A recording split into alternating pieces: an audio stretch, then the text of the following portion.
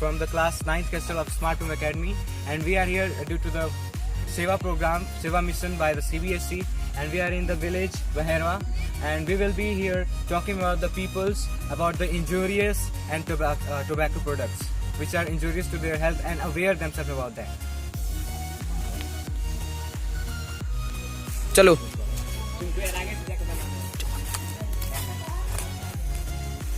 And we are here to meet some old women of this village.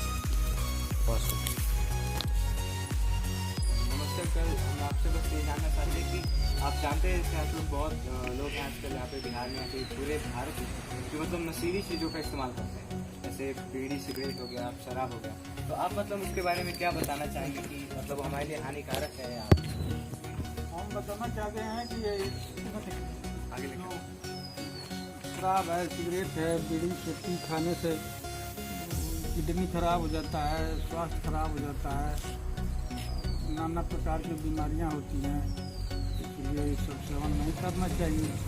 और आप मतलब लोगों को क्या कहना चाहेंगे इससे बचने के लिए, मतलब क्या करना चाहिए? करना चाहिए, सबों को प्रचार करना चाहिए, स्लोगन करना चाहिए कि भाई आप वो सेवन मत कीजिए।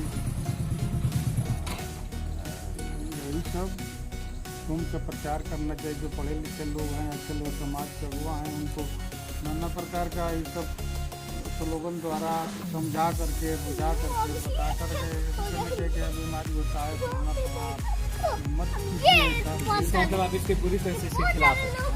खिलाफ हैं। आप चाहते हैं कि मतलब ये सब बदलाव होने से लोगों में नशा नहीं होना चाहिए।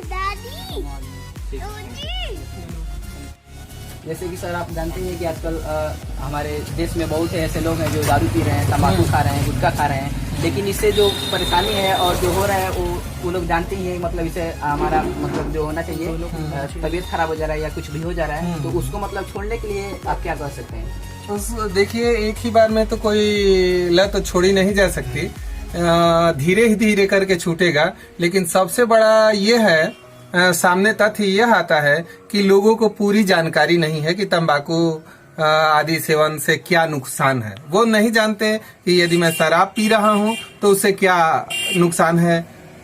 उन्हें यह नहीं पता कि उनका जो किडनी है वो खराब हो जाएगा, लीवर आदि वगैरह खराब हो जाएंगे। अधूरी जानकारी है। तो सबसे पहले तो उनको जानकारी दी जाए कि ये तंबाकू या धूम्रपान आदि के सेवन से यह नुकसान हो सकता है। लेकिन तभी तो आजकल के मतलब जो पॉकेट बन रहा है उसपे तो पूरा फिगर बना के दे रहा है, और फिल्मों में भी बहुत सारे ऐसे लिखता है कि मतलब ये सब पीना हमारे शरीर के लिए हानिकारक है। फिर भी लोग इतना करने के बावजूद जानबूझ के गलतियां कर रहे हैं। यह तो नादानी है, वो अपने साथ भी खिलवाड़ कर रहे हैं और प्लस अपने बच्चों के भविष्य के साथ भी खिलवाड़ कर रहे हैं। तो एक ही हमारे पास उपाय है कि हम रिक्वेस्ट करेंगे, और हमारा सुझाव यही है कि हम उनसे रिक्वेस्ट ही कर सकते हैं। दूसरा उपाय तो है नहीं, कोई पनिशमेंट नहीं दे सकते हैं हम। वैसे हमारे यहाँ की जो बिहार सरकार है, इस संबंध में उसने कड़े कानून बनाए हैं और पनिशमेंट देने का भी गवर्नमेंट के पास प्रावधान है कि यदि आप नशीले पदार्थों का सेवन कर रहे हैं तो आप जेल भी जा सकते हैं या फिर आप पे जुर्माना आदि लगाया जा सकता है। तो सरकार भी हमारे यहाँ की सचेत है, जागरूक है, और प्लस सरकार के साथ साथ यह हमारी भी जिम्मेवारी है कि हम भी सचेत हों, जागरूक हों, तभी हम जाके इससे मुक्ति पा सकते हैं। तो क्या आप इस बात से मतलब सहमत हैं? आप इससे अलग है ना? कैसे सहमत? मतलब इस बात से है कि मतलब आप भी मतलब लेना चाहते हैं या नहीं? हाँ, ये सहमत हूँ।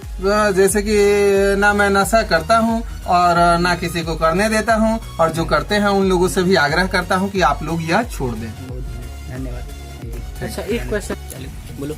जैसे कि हम सब जानते हैं कि बिहार सरकार बहुत ही सख्त कानून बनाई थी कि बिहार से यूपी में कोई जा नहीं सकता है, और बिहार में शराब बंद कर दिया गया था। लेकिन फिर भी बिहार के लोग यूपी में जाके शराब का सेवन करके और फिर आ रहे हैं यूपी में, तो इसके लिए आप क्या कहना चाहेंगे? इसके लिए भी बिहार सरकार, जहाँ तक अभी मुझे मालूम है कि बिहार सरकार ने कड़ा कानून बनाया है। जो भी लोग हैं बिहार के हैं और सीमावर्ती क्षेत्र में रहते हैं और वो जाके उत्तर प्रदेश में सीमा पार करके शराब पी लेते हैं, उनके लिए ऐसा कानून बना है कि जो भी हमारे क्षेत्र में जो भी चौकीदार हैं हमारे गांव के, वो इसकी सूचना थाने पर दें ताकि उनपे भी नकेल कसी जा सके। यह कानून है। इस कानून से भी जहां तक आशा की जा सकती है कि अच्छा लाभ होगा और शराबबंदी जो है उस पे मतलब पूर्णतः शराब पे रोक लग सकेगी,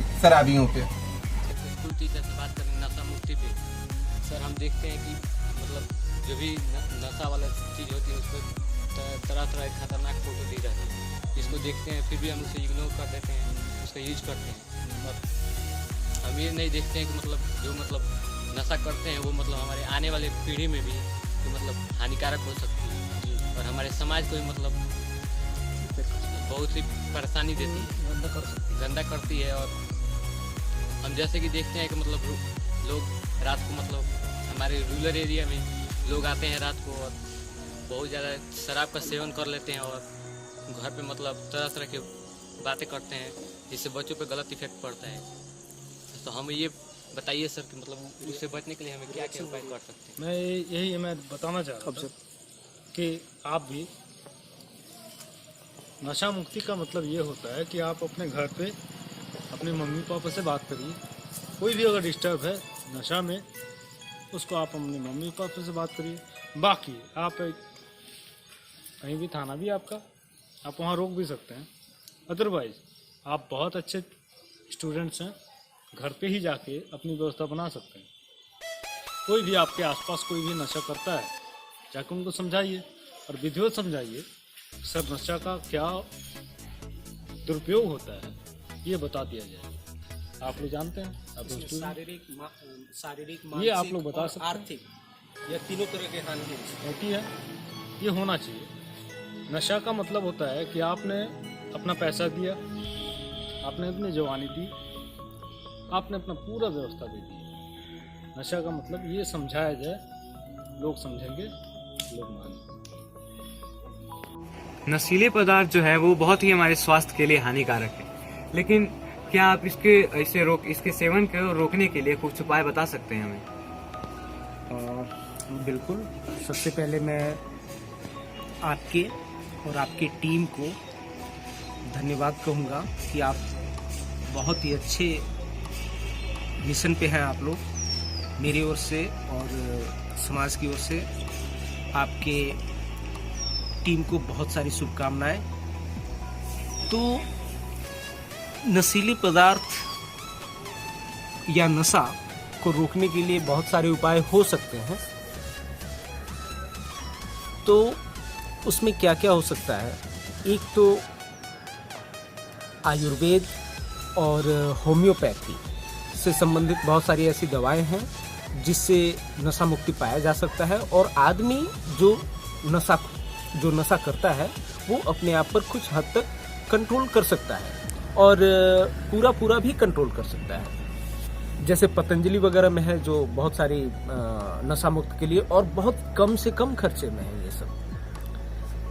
उसके बाद बहुत सारी चीज़ें हैं जो मतलब समाज में जागरूकता फैलाने के लिए कि आप नशा मुक्त हो सके। जैसे अखबारों में आए दिन भारत सरकार या बिहार सरकार की तरफ से अखबारों में कुछ न कुछ ऐड आता रहता है, प्लस टीवी वगैरह के माध्यम से भी बताया जाता है। आजकल तो फिल्में भी आ रही हैं, तो किसी भी फिल्म में सबसे पहले दिखाया जाता है कि आप धूम्रपान ना करें, आप नशा मुक्त एक एटमॉस्फेयर, एक इन्वायरमेंट बनाएं।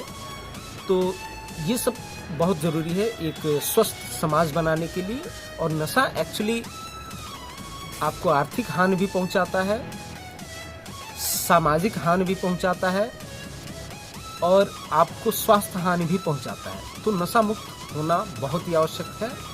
और जैसा मैंने अभी थोड़ी देर पहले बताया है कि हम कुछ आयुर्वेदिक और कुछ होम्योपैथिक पद्धति से नशा मुक्त पा सकते हैं, हो भी सकते हैं। और भारतीय स्वच्छता मिशन जो माननीय प्रधानमंत्री जी ने लाया है, इसमें भी ये बहुत सहायक होगा। अगर हम इस तरह के जो नशा वगैरह हैं, धूम्रपान है या गुटखा तंबाकू है ना, इससे हम भारतीय स्वच्छता मिशन को भी सपोर्ट कर सकते हैं, इनको छोड़ के, इनसे मुक्त होके। धन्यवाद। जैसे कि हम लोग जानते हैं कि तम्बाकू हम लोग के लिए हानिकारक है और जितने भी नशीले पदार्थ हैं हम लोग सभी के लिए जानलेवा है। फिर भी लोग उनका आजकल बहुत ही जल्दी से इस्तेमाल करते हैं। तो इसको रोकने के लिए हमें क्या करना चाहिए? तो रोकने के लिए हम लोग को सबसे पहले लोगों को जागरूक करना चाहिए। हम लोग को एक रैली निकालनी चाहिए जिसमें इसके बारे में फ़ायदा और नुकसान सबके सब सारे लोगों को बताना चाहिए कि इस चीज़ को खाने से हमसे क्या नुकसान हो सकता है, क्या चीज़ हम लोग हो सकते हैं।